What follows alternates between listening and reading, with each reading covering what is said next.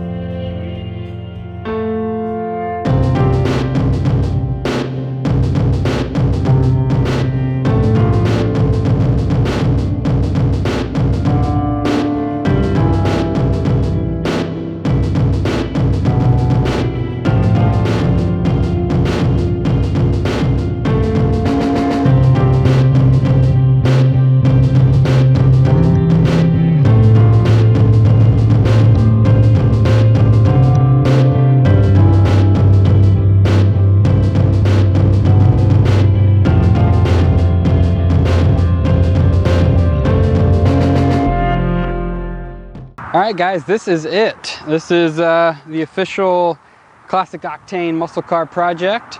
It is a 69 Camaro. I've had the car for a little over 3 months now, and I've done quite a bit of work that I'll talk about here in a minute. But I have some really big plans for this build, and it's going to be kind of an ongoing project for quite a while on the channel. I'm still going to go back, those of you who are new, who are coming to the channel for car content, I do have a lot of motorcycle content, and I do intend on continuing to make that and build motorcycles as well. So it'll kind of be classic everything. That's why it's called Classic Octane. Is it can be cars, it can be trucks, it can be motorcycles, it can be kind of anything that runs on gas and is awesome. So yeah, we're going to kind of go into some details on what I've done to the car so far, and then I'll talk through kind of what my overall vision is and where we want to take the build going forward. So the first thing I did on the car was put these new wheels on it. So when I bought the car originally, I picked it up out of Dallas, and it had the 14-inch steel wheels, the little dog dish hubcaps on it. And the car was originally blue. It was actually painted Hugger orange just a few years ago. And I'll kind of talk about the paint here in a minute, but basically the tires were shot, and nobody wants, or at least personally, I don't want 14-inch wheels on my car. Because we do intend on putting some big disc brakes in here in the not too distant future. So I went with these. These are from Rocket Racing. They're called their Attack wheels. They're brand new wheels that just came out earlier this year. I actually had to wait a couple of weeks after I bought the car before the wheels were even available for purchase.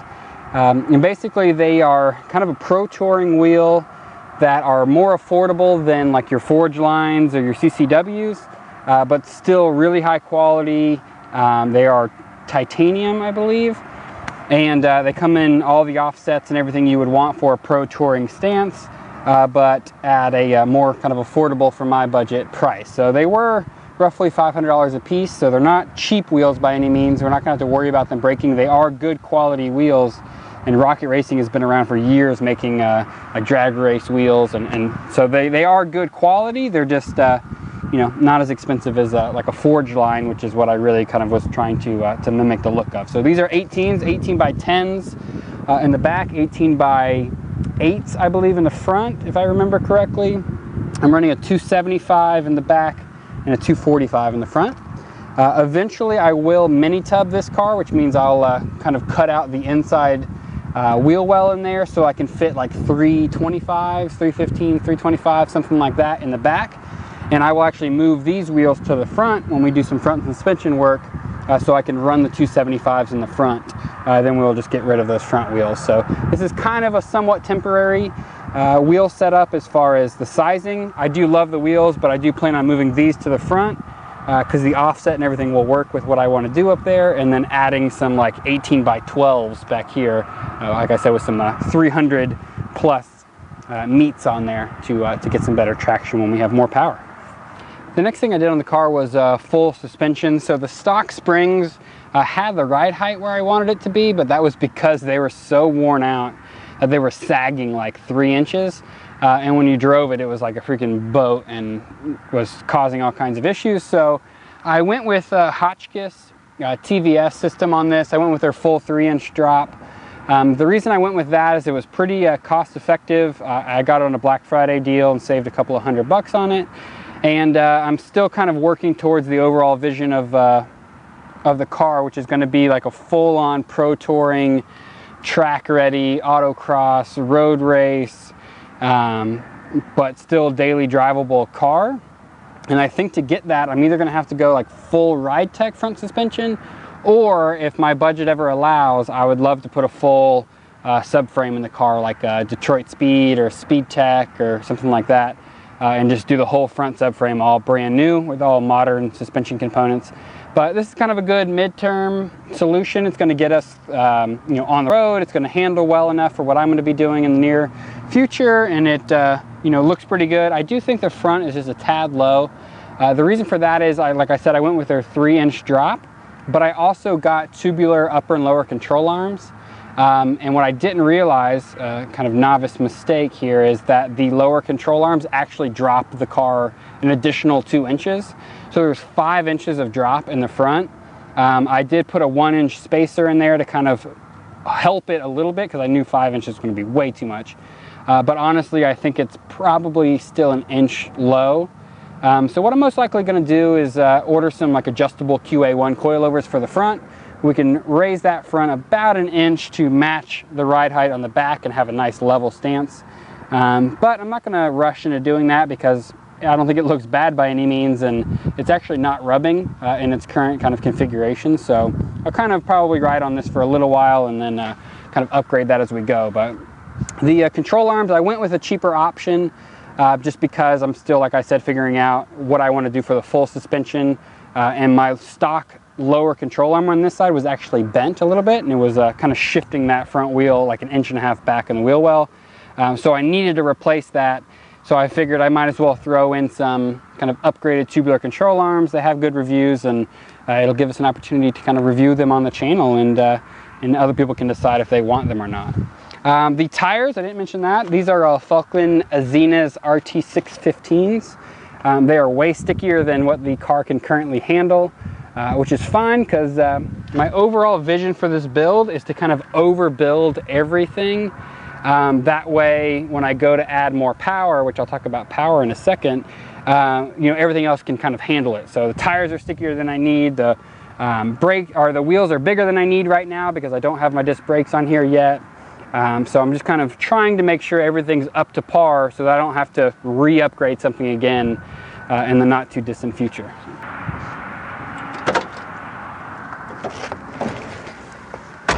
So for the interior of the car, I wanted it to keep that vintage feel. I wanted it to feel like an old car, feel like a muscle car, in all of the good ways, aesthetically, so to speak, but not so much the bad ways, where there's huge amounts of heat radiating through the floor and it's super loud and kind of terrible to actually ride in. The idea of this car is to be, like I mentioned earlier, daily drivable, comfortable. My absolute goal is if I can race the car on Saturday, drive it home, and then take my wife to brunch on Sunday, is like, boom, that's it. That's the goal, is like be able to thrash the hell out of it and drive it like I stole it, and then get my wife in the car and have her be comfortable and have, everything be hunky-dory, so to speak, for her. So that's the kind of main thing I'm trying to go with. So how we did that is I completely coated this entire interior with a product called Lizard Skin. And if you don't know what that is, it's basically 2 different processes. One is a ceramic coating. That's for your heat insulation. So that is supposed to drop the temperature about 30 degrees. So I'm not going to have the heat radiating through the transmission tunnel or through the firewall from the headers or anything like that. And then I also am not going to have the heat from the sun coming through. The sun's beating on this right now, and it is you know, as ice cold as it possibly can be. Granted, it's not a super hot day here in Texas. It is December, but it is about 70. But it is, you know, zero kind of heat transfer coming through the roof, which is ideal. And I don't have my headliner in yet. And then the second one is a sound insulation. So sound is, for obvious reasons, for deadening sound. So I'm not going to get the drone of the exhaust, the road noise, and all of that kind of stuff coming through. So it's really going to quiet down the cabin and make it a real nice place to be. So that brings us on to the seats. These seats are from a company called SCAT, S-C-A-T, and these are their Pro Car Rallies. So the idea behind these seats is they still keep the vintage feel. They still have the you know, vinyl with the piping and kind of the vertical stripes to match kind of what's in the back seat, but they give you tons more support and you know, are actually designed to hold some harnesses like I have here and give you a whole lot more kind of lateral support for when you're you know, tearing it up on the autocross course or in the street or wherever. For the harnesses, so these are from a company called, I would say, Soch Racing, S-C-H Schroth. I have no idea how to say that. S-C-H-R-O-T-H Racing. So they're really big into rally. They do some road course stuff. But these are their DOT approved 4-point harnesses. So before you start throwing on some comments about, oh no, 4-point harnesses are super unsafe, these are actually designed intentionally to be a 4-point harness that still has anti-submarining capabilities. So what I mean by anti-submarining is on a 5-point harness, there's a belt that comes from the floor up through your legs and connects to kind of the center mounting point to keep you from sliding down in the event of an accident. These actually have a specially designed strap up here that expands just a little bit in an accident to allow you to come forward just enough so that you go this way and then stop, as opposed to sliding underneath the belt. So these are fully DOT approved, as well as SCCA and a couple other racing organizations. So that's why I went with them. I also like the fact that they mount to the stock mounting holes in the floor for the rear seat belt. So I did lose the rear seat belt capabilities, but I don't really plan on having more than one passenger anyway, so not a huge deal. And so they allow you to mount through there, come through the back of the seat. The lap belt mounts to where the factory lap belt you know, connects. And then it has a standard style buckle. So I really like that. So you can just get in, clip the buckle, you're ready to go. Boom, you unclip it, you're ready to get out of the car. You don't have to deal with all of those crazy different, you know, connectors and the twist cam lock situation and everything for like a typical racing harness. So I'm really happy with these so far. If I was any taller, they honestly probably wouldn't work, just because of the length of the strap all the way to the back. If I was any taller, you know, I don't have much more adjustability than I do now. But luckily it's my car and they work for me, and that's all that matters. So my wife is smaller than I am, so she can fit in that seat. So those are the two people it's built for. So the next kind of big thing to be upgraded is going to be the gauges. So right now we have a speedo, a fuel gauge, and then a light for if we're overheating, and a light for if we have low oil pressure. I would like to be able to monitor everything a little bit you know, more closely than that. So we are going to end up kind of replacing that with a whole panel with some actual gauges for each one of those. We're going to need to be adding a tachometer because if you see, there is a third pedal here, but there's an automatic shifter. So the reason why this is just kind of a temporary automatic shifter situation is I have a factory Muncie 4-speed in my garage. You probably saw in the introduction of the video. I have the whole, everything, clutch, linkage, the actual clutch, flywheel, the transmission, every single part to put it in the car. I just haven't done it yet. So we'll be making a video on that, converting this over from a Turbo 350, which is what's in it now, to a proper Muncie 4-speed, so I can actually use this third pedal like I want to, because who wants an automatic muscle car? Absolutely nobody, that's who. So we are going to be upgrading that. I am going to be putting in a new stereo. As much as I love a crackly AM radio, we will be putting in something a little bit more modern. That's why my kick panels are still blue. If you remember, this car was originally blue, so the interior was blue as well. But I will be replacing those with ones that actually have speaker holes in them. That's why I haven't bothered to put black ones in there right now, because I'm still planning out the stereo and what I want to do. So we're just rocking the blue panels in the interim. So I have a full TMI suede one-piece fiberglass headliner. It says one piece, but it's actually just the roof section is one piece, and then it has suede A-pillars and suede sail panels as well. So everything from the dash right there over your whole head and all the way to the back window is going to be suede, which would be pretty freaking awesome. Two reasons I did that. One is it's a lot better for sound and heat, the fiberglass and the suede over just a factory kind of vinyl. Second reason is the factory vinyl headliners are notoriously terrible to install, and I honestly wasn't confident that I was going to be able to install it and make it look very good. So I decided, hey, why not take my bad upholstery skills and turn it into an upgrade for the car and get that one piece headliner. So once we put that in, of course, we'll have our visors and everything else, but you can kind of see that lizard skin coating on there now, which is helping it not look too terrible without actually being covered yet. So the next thing we're going to talk about here is the engine. So right now it has just a super mild, honestly a little bit boring small block. It's a 350. Like I said, it's got the turbo 350 trans in it. That will be the Muncie here in the next couple of weeks. It's basically 100% stock. It's got a mid-80s Quadrajet on it, which are not the greatest carbs. Then it has a stock boring intake manifold. It just is a 350 that runs, but I mean, in its best day, it probably made 250, maybe up to 300 horse, something like that. Half of those have since died. It's still got great compression, and it's still a good motor, but we need to throw some goodies on this thing and hop it up a little bit to have some fun. So I'm still figuring out the exact plan, but most likely we'll put a bigger cam in it, a better intake manifold. I'm honestly thinking about going to like a Phytech or a Holley EFI system on it. I do eventually plan on doing an LS swap in this, which will make some people mad and some people excited. But if you remember, my overall goal for the car is to have it be like road course, but daily drivable, and a modern LS motor is just honestly the best way to do that. I plan on probably making the car north of 600 horsepower, 600 to 700 is what I'd like to shoot for. And probably how I'll do that. And of course this could change, but as of right now, what I'm thinking is build this motor up to make about 400 horse or so and be nice and fun with the 4-speed. Then eventually when I sell my Triumph, take this and the 4-speed out, put them aside for my 31 Model A project.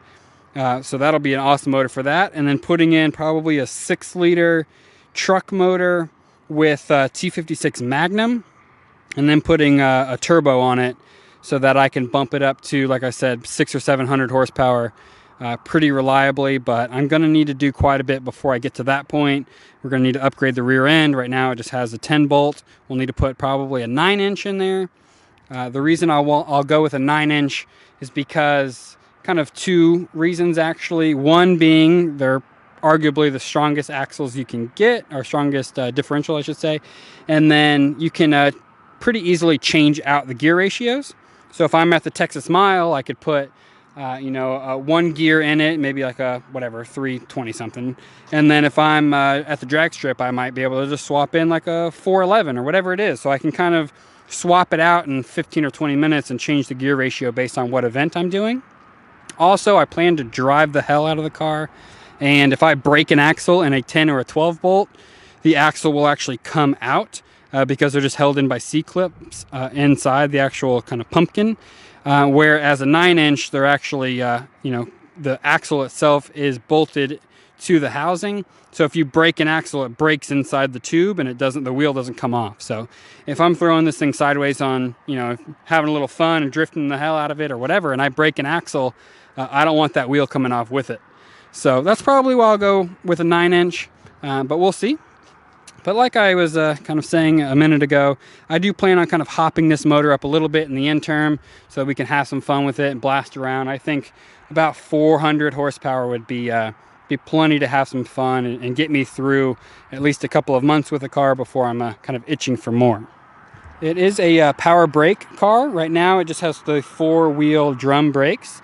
So I'm kind of toying around with a couple of different ideas on how to upgrade the brakes. And I really need to figure out what I'm going to do with the rear diff before I do that, so that I don't put nice brakes on this and have to kind of change them over. So kind of what I'm thinking about doing is getting the 9-inch relatively soon, and then getting a company called Core with a K, K-O-R-E 3, makes a kit to put the C6 Z06 Corvette brakes on this car, which is 6-piston front, 4-piston rear, like 13+ inch rotors. It's going to be just unbelievably different than what's on there right now. And they make a kit for a 9-inch, and they make a kit for a 10/12 bolt. So I'll have to really put a little bit more research on if I want to do a 10 bolt or a 12 bolt or a 9-inch before I order those brakes. But the idea here is to put some really, really good stopping power in the car so that if I do road course it or something, you know, I won't run out of brakes. I could also just throw in like a Willwood or Bear, you know, kit as well. So we're still kind of figuring that out, but that's going to be something I do before I put a bunch more power. You know, I think the stock power drums aren't that bad. I honestly think they would be fine for if I was running about 400 horsepower in the car and not really racing it. But I am going to want to get some discs in there before too long. Alright guys, that's going to do it for this video. I'm sure you're tired of hearing me just ramble on about the car, but as you can tell, I'm very, very excited about the project. You know, I'm ecstatic to have my dream car at 28 years old and be able to kind of do a lot of the things I want to do to it. So we have tons of stuff in the garage to do: 4-speed, headliner, subframe connectors, rear sway bar. You know, we're going to order the front coilovers. We got tons of stuff on the way, content on the Camaro. So let me know what you guys want to see. Let me know what you guys think about the project and kind of where I've taken it so far and where my vision is for the car. I'm excited about it. I will be throwing in some, you know, motorcycle content as well. I have another video or two to make on the Triumph at least. And then I have the new motorcycle project I'm about to start in the next couple of weeks that I'm super, super excited about. It's going to be something a little bit different. And I have a kind of an end goal kind of event I'm building that bike for. That I'm hopefully going to figure out some more details on this weekend. So that's going to be it, guys. Make sure to subscribe if you haven't already, and we'll see you guys soon.